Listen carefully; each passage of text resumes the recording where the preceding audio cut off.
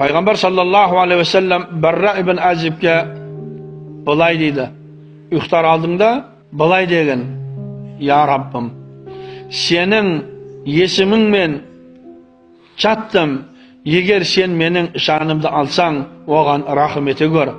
Ал егер қоя берсең, онда оны өзіңнің жақсы құлдарыңды немен қорғасаң, сол арқылы қорғай көр" деген сөздерді айтуға кеңес берген.